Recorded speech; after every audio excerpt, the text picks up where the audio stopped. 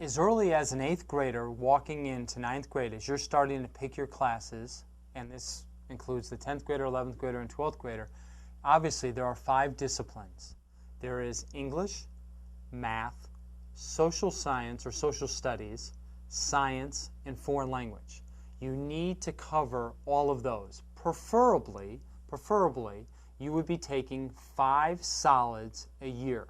Now, for 9th graders, it's sometimes difficult because you have a PE requirement, you have a health requirement, and you have a computers requirement.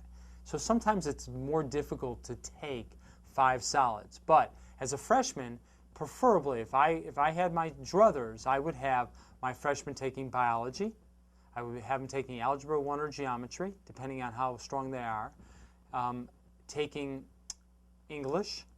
I would have them take world history if it's offered as the 9th grader. Some schools offer it as 10th grade instead of 9th grade. And then either Spanish 1 or French 1 or whatever they're going to take, or 2, whatever they're going to take. The goal is 10th, 11th, and 12th is to have these 5 solids: English, math, social science or social studies, science, and foreign language.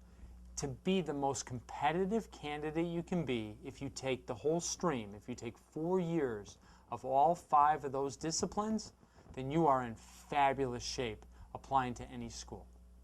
But people don't do that. They think the requirement for foreign language is 2 years. I'm going to take Spanish 1 and Spanish 2. You're absolutely right. You can graduate. But you will not be awfully competitive applying to college. Same thing with science. You must take a physical science and a life science. So that's biology and chemistry, let's just say, for example. Well, guess what?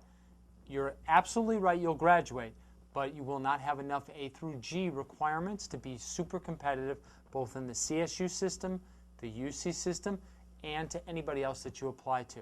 The goal is to take no less than 3 and try to get a 4th year if you possibly can.